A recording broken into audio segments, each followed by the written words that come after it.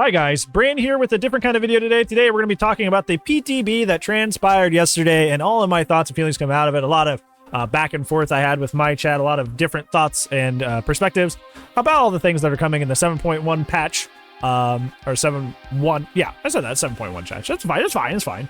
But in general, I think this is generally, just to be forward with you right away, a pretty good patch, and I'm pretty excited for what's coming through with this. But let's get into the specifics and the things that, you know, some people disagree on. So let's go ahead and get started. So now a big new thing is that bots will now actually fill in for survivors that DC. When somebody DCs out your match as survivor, you'll actually get a survivor bot in its place that'll actually play the game in place of that person that left. This happened a lot. This happened a lot more, especially when I played killer.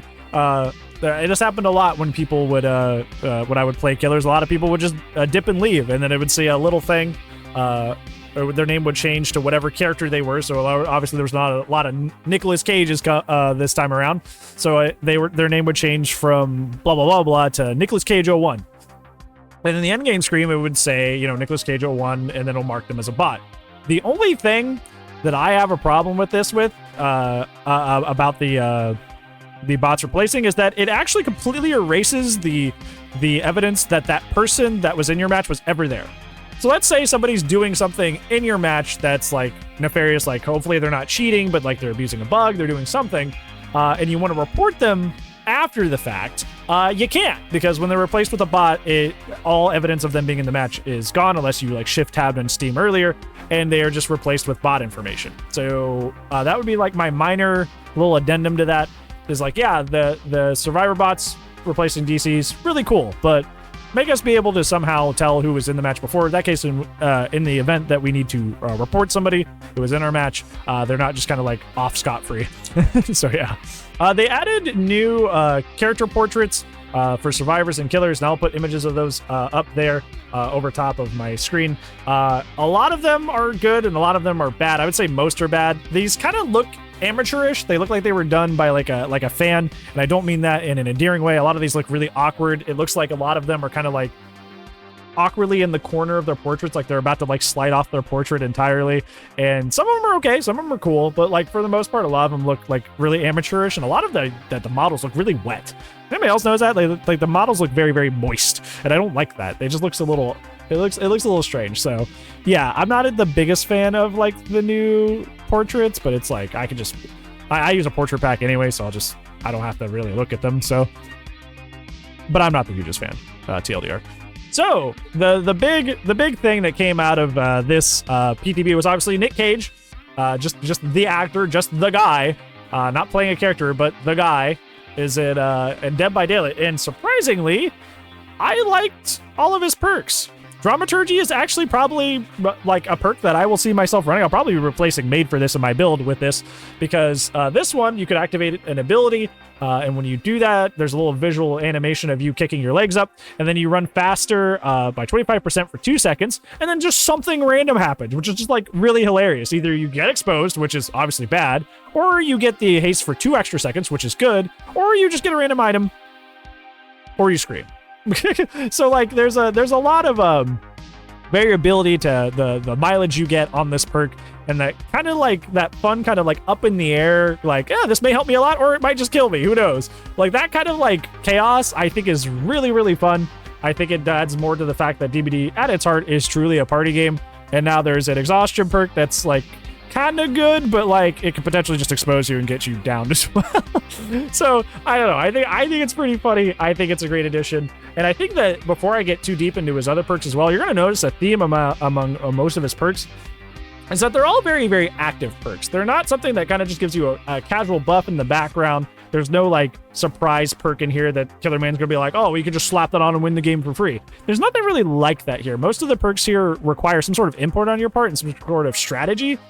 So like that, I really like that there's his perks are very, very active and require input. The second one, Scene Partner, is probably the one that's the weakest and really doesn't matter the most. This one is when you're in the killer's terror radius, and when you look at the killer, you scream and see their aura for 5 seconds. And obviously there's a second chance to scream, which you'll see them even more. This one's kind of like Troubleshooter from Gabe, where it's like, it's another way to kind of give you a very, very small diet object I didn't really notice it helping me out too much, and I ran it all day today. It's there, it's cool, but it's like, it's probably the odd man out in terms of like the cool perks that Nick got this time around. And obviously the last one, which is probably the one that killer mains will probably actually worry about, is actually Plot Twist. Plot Twist is pretty interesting because while injured, you can choose to down yourself on purpose. And if you do not get found by the killer for the full duration of you recovering, you come back up healed. And you also get haste for 4 seconds. Now, this perk was really, really fun, really, really cool. Obviously, your fear may be that people would just like, this just really OP and people would just abuse this, but like, while I was playing killer today, there were so many times I'd see somebody just like go down and I'd just go find them and pick them up and put them right back on a hook, because like that's the risk, right? It's like if you do get found by the killer while using this, you do just kind of like give up a hook state for basically no reason, which is really, really ridiculous. Really, really ridiculous, but it's funny.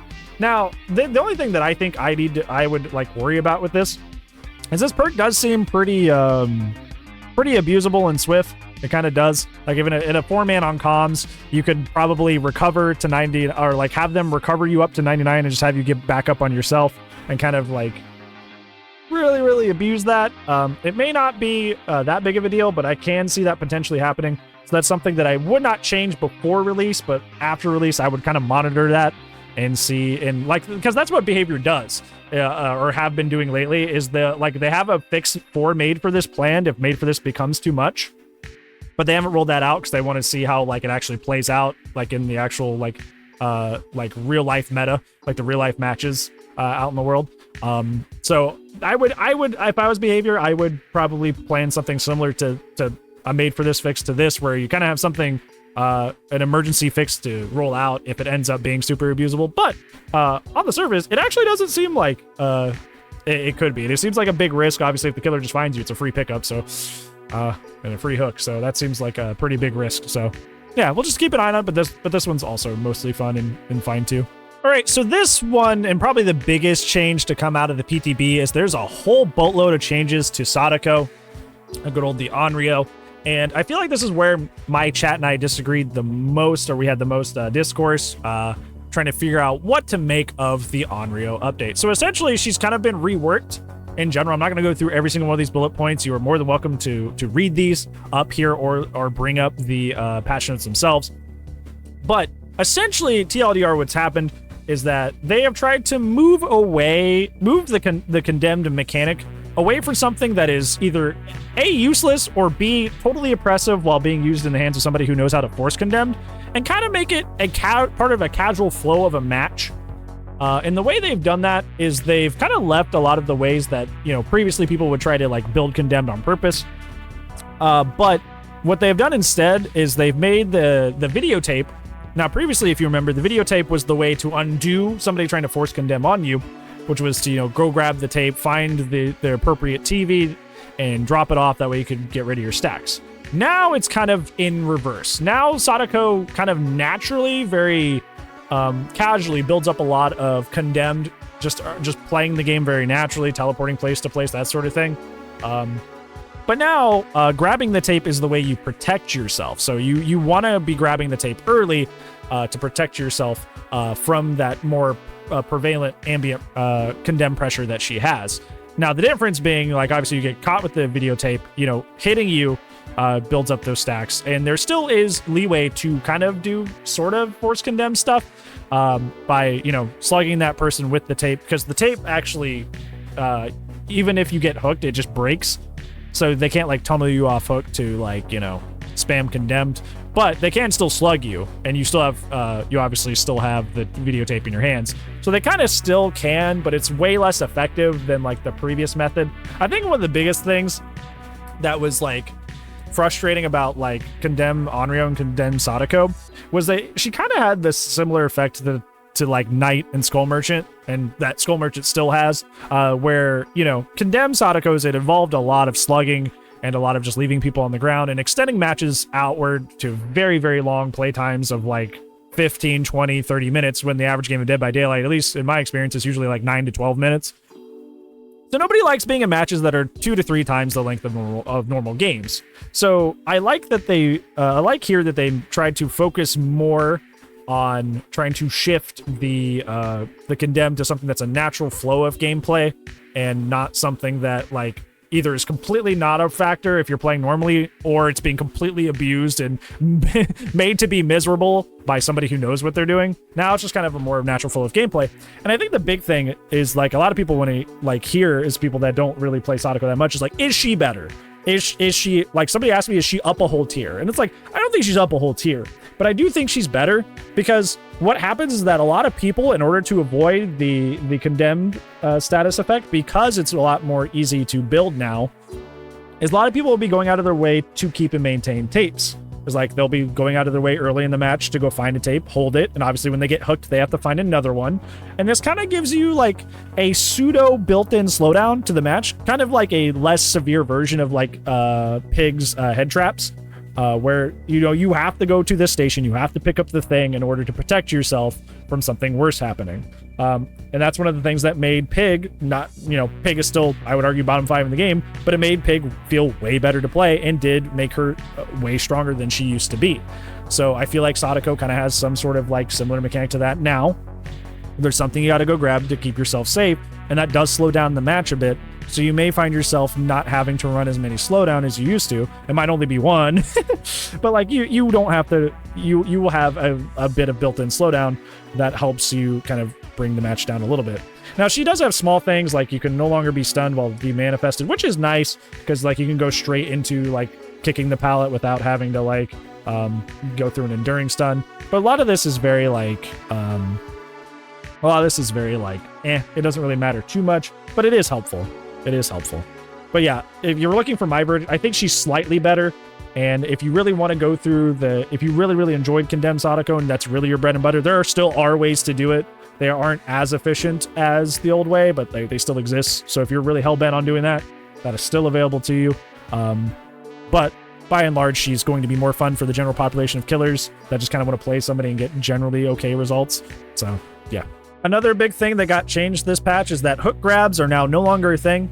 I made a whole react video to Das Food talking about this like months and months ago. That video got pretty critically panned. A lot of you were very much like, oh, well, no, hook grabbing is an important part of the game.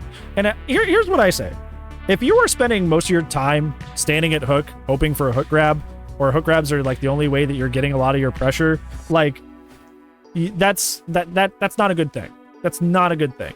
If you need hook grabs to be consistently, keyword consistently, doing well in Dead by Daylight, you're kind of messing up somewhere. Because usually if you're in a hook grab situation, the match has reached endgame and you're trying to grab somebody off hook in an endgame situation, which you shouldn't be hitting all the time. And much less so if you're like 4 gens trying to force a hook trade.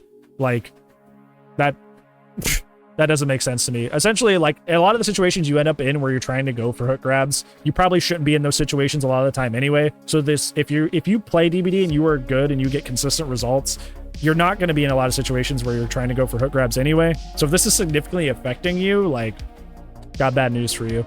But I do have good news for you as well. If you still really want to just sit there at the hook, Stabiffle is probably the way to go. Just equip Save the Best for last. And it's not as effective as a hook grab, but it's a very easy way to quickly double hit somebody, get somebody down, and to avoid the situation. So yeah, that's how I feel about it. Finally, DBD is finally doing something about like kind of like a lot of the Gen Rush stuff has been kind of like adjusted and removed from the game, but a lot of it kind of like, a lot of stuff kind of like remained unfazed and unchanged in the background. Something like brand new parts and Prove Thyself obviously come to mind. Brand new parts has been nerfed. While people were still using them, I did not notice them as much. They're definitely not as potent as they used to be. Thank goodness, brand new parts are just dumb. So I'm very happy they got nerfed. Prove Thyself also got nerfed. It got its 5% of its bonus taken away, which does matter a lot, and I'm very happy about that. They removed the blood point bonus from it though, which I get that they're trying to make it uniform because they removed We're Gonna Live Forever and barbecues bonus, but I wish they would have just left the bonuses because there's very few ways for us to use perks to get extra blood points anymore. So the fact that a lot of those have been removed is kind of just sucky, but otherwise very good changes. I'm glad they finally tackled these. In terms of the perk updates, there's really not a lot home to write about besides the Prove Thyself nerf that I talked about.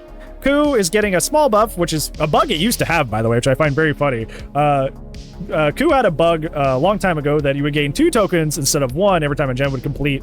But they reverted that. Now that's just a feature. Now they just made that a feature. So now hopefully the perk, you get a little bit more bang for your buck because now you get 2. Claustrophobia now just works in general. It's no longer limited by range. That might be interesting, but obviously like it's only for like 30 seconds, and like depending on the map you're on, like if you bring claustrophobia and you get like the game, like the meatpacking plant, there's not a lot of windows anyway, so it's kind of more of a map dependent thing. So that's kind of so. It is better, but it's kind of so. Hangman's Trick, which is one of the least used perks in the game, is now a Scourge Hook that gives you aura. It's kind of like it's aura reading. It's kind of like a you still getting the notification while somebody's saboing a hook, but while carrying a survivor, you see the aura of people within the range of Scourge Hooks. It feels kind of like a pseudo awakened awareness, but just only while people are around Scourge Hooks. It seems really niche. While this is more helpful than its old iteration, it's still not that great, but hey, what can you do? Territorial Imperative, they decreased the range and made the aura reading longer. I don't think that saves the perk at all. Remember Me is more potent. Cool, I guess. I barely see people run that perk anyway. I don't think they will, just because the numbers are a little higher. Crowd Control now lasts longer, but like, once again, I didn't see people running Crowd Control anyway. It wasn't really the duration that was the problem. It was just like the effect wasn't that crazy and the totem would go away. Trail might be interesting. You might see Trail start sneaking into people's like undetectable builds, like their little stealth builds that they do, because now you don't get this situation where you hit somebody and now you get your red stain back. They've removed that part, so now you only become undetectable until the gen starts regressing. So you might see this. You might actually see this perk, but it's kind of like relegated to, stealth builds. So you may see that, but it's relegated to stealth builds. A lot of these perks changes are nothing to write home about, especially on the killer side. Survivor, like I said, Prove Thyself, finally getting nerfed. Cool, neat, great. A lot of these they're okay. Like Blast Mine lasts longer, so hopefully you get more value out of that, but they also nerfed Wiretap to match Blast Mine, so Wiretap, which is a very fine perk that was already it was kind of like a nice B perk, got nerfed for no reason, so that's cool. Yeah, it's just there's just a lot of little changes. There's a lot that they tried to do here to try and make a lot of meh perks a little bit better. They tried to specifically focus on trying to make a lot of Sabo stuff better. Yeah, like the Sabo's faster, Breakout. Breakout's a little bit better numbers wise. So you might see a little bit more in the way of Sabo squads after this patch, but like I said, most of these are just kind of like number buffs and they're not that crazy. So realistically, it's not that big of a deal. Clairvoyance, now you can bless a totem. They gain it as well. Buckle Up, people think Buckle Up's going to be broken and OP, and I'm still trying to see that right now. Yeah, while you're healing a survivor in the dying state, you both see each other's aura, and when you complete it, you and the healed survivor gain endurance for 10 seconds. I mean, I don't know. A lot of this, I can see why people are a little worried about this, because obviously I can see a 4-man on comms taking you to town with this one, everybody running this and everybody getting endurance, especially on a slugging killer like Oni or Twins. But outside of that, I don't really see that being that huge of an issue. I think it's one of these things that people are looking at this and they're like, this is gonna be OP and ruin everything, and then you're gonna run into it once a month, and it's probably not gonna be as bad as you think it was. That's kind of what I see out of this. Yeah, a lot of this is just numbers and stuff. It's not that crazy. Nothing's really changing that's wild. All right, so in terms of killer tweaks, Pyramid Head, the cages disappear from wider away, kind of prevent more of a proxy tunnel situation. Cool, neat. Spirit's add-ons got dramatically changed. Mother-daughter ring, I actually did test today. So obviously the old, deal was Mother-daughter ring, Cherry Blossom. That way you could, zoom on people really, really quickly with that 40% speed and still know where they are because the killer instinct would drive Cherry Blossom. This is still pretty okay, but it's not OP anymore, which was kind of perfect, right? It's kind of where you want it to be. You don't want to make the add-on completely unusable, because especially for an iridescent, but 25% speed was actually still pretty good. I was still doing very, very well in my chases with that 25% speed and dried cherry blossoms, reduced range. I was still being able to use the add-on combo effectively, but it wasn't just so OP and like the survivors couldn't do anything, right? So this is still all right. And I'm happy that it wasn't just completely nerfed to the point where it's not usable anymore. The big thing that came out of this for Spirit is that her built-in recharge that's in her duration got taken away. This does kind of suck, but honestly, like, it shouldn't have been this way anyway, especially for a top 3 character in the game. So now you actually have to choose if you want recharge as well, which is fine by me. That's totally cool with me. But Blight next, right? Blight next. We're looking at Blight next. We're looking at Blights Addons next, right? For this exact same treatment. Yep. Hag, I actually didn't run into any Hags, nor did I test these myself, because I don't like playing Hag. So jury's kind of out on that. You guys will have to let me know down in the comments below if you think this stuff is too much or too little, because I could not care less about Hag. Now, in terms of the map reworks, the Coldwind farms, specifically like Rancid and Cowshed. Rancid, I thought was already a very, very well-balanced map, and I was kind of like nervous that they were adjusting it. It feels mostly the same, and if anything, the main building feels a little bit more breathable, which is nice. It might err more on the side of the killer now, just because of the layout of the main building, but like honestly, it's still a very fine map, and it's very, like, the changes are very subtle for the most part besides the main building, so I'm happy they left that mostly untouched, because that was one of my favorite maps to go to on both sides. Fractured Cowshed it's a little interesting now. It's kind of airs more on like the problem that a lot of not really the problem, but the kind of like the problem for survivors, the problem a lot of Cowshed maps have, or not Cowshed maps, but Coldwind maps have, where like Torment Creek and stuff, where you'll have like a lot of resources, but then there'll just be one side or one area where it's like a long sprint until you run into something else you could actually use to help you loop. The placement of the Cowshed got moved from like the back right corner or the top right corner to like kind of like not the middle of the map, but kind of like almost up against, like there's a little bit of space for a tile, and then there's main building. And I liked that. I liked that it wasn't, because my fear is they were just going to throw the main building just in the middle of the map and make it feel super generic, but they kind of put it off to the side up near the top still. So I liked that. I kind of will fear going to this map more as Survivor, but that's kind of the point, considering this map was kind of like one of the most oppressive Survivor maps in the game. So maybe that's okay. This is something I'll have to play with more to see how I feel about it. So those are my general feelings. I know it was kind of a long video. Those are my general feelings about the PTB. By and large, I think it's going to be a great patch, and I'm really, really excited for it. I'm excited to have all these fun and new goofy perks to use as Nicolas Cage, even if I don't directly play the character himself. And it seems like Sadako is going to be kind of nicer to play in a general sense without having to resort to your condensed status effect stuff. So yeah, all in all, I think this is a really, really good patch, and I can't wait for it to hit the game. I don't think it's going to be as crazy as like another IP drop of something really cool like Alien or something, or FNAF or something like that, but it's going to be a pretty solid chapter. It's going to be a nice, like, you know, A- B+ time, and I can't wait. I hope they don't change too much, and I can't wait for it to hit the game. So yeah, how do you guys feel about the PTB, all the Nicolas Cage stuff? Let me know down in the comments below. But other than that, that's going to be it for today's video. Thank you so much for watching, but I do upload daily, so I will see you in the tomorrow zone. But if I do not, I'll see you when I see you. Goodbye.